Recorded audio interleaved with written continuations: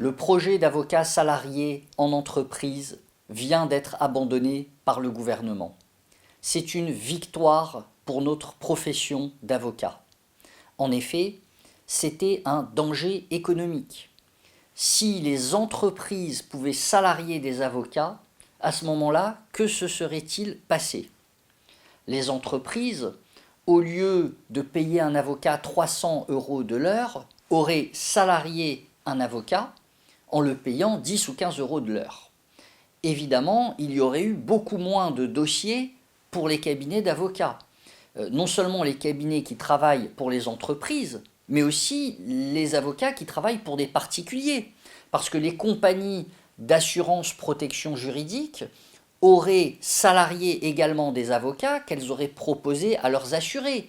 Les syndicats ouvriers auraient également salarié des avocats qu'ils auraient proposés aux salariés adhérents du syndicat, et je peux multiplier les exemples, par exemple avec les associations de victimes de préjudices corporels, etc. Les barreaux de la France entière et le Conseil national des barreaux étaient évidemment largement opposés à ce projet, mais de manière surprenante, le Conseil de l'Ordre des avocats de Paris, avec les syndicats Union des jeunes avocats et Avocats Conseil d'entreprise, ont voté en faveur de ce projet d'avocat salarié en entreprise.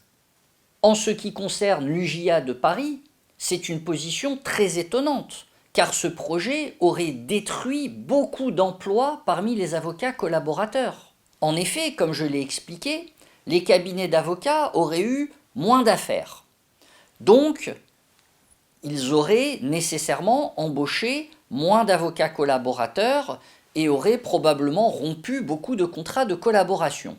Ces avocats collaborateurs n'auraient pas pu s'installer et créer leur cabinet, puisque, comme je l'ai expliqué, il y aurait eu beaucoup moins d'affaires à traiter. Ces avocats collaborateurs n'auraient pas non plus pu aller se salarier en entreprise, parce que le projet prévoyait une passerelle au bout de 5 ans pour les juristes déjà salariés en entreprise. Donc, que serait-il arrivé? Les juristes en entreprise auraient déposé une demande pour devenir avocat, ils seraient devenus avocats et seraient restés salariés de leurs entreprises. Sans compter les milliers de juristes qui sortent chaque année des universités, qui ne passent pas le concours d'avocat, qui seraient rentrés en entreprise et qui, au bout de 5 ans, auraient demandé à bénéficier de la passerelle. Alors pourquoi nos élus ordinaux, à l'exception des élus du MAC, ont-ils soutenu ce projet? Mes chers confrères, des dysfonctionnements au Conseil de l'Ordre de Paris, il y en a beaucoup. Rejoignez notre syndicat, le Manifeste des avocats collaborateurs, qui s'adresse aussi aux avocats indépendants.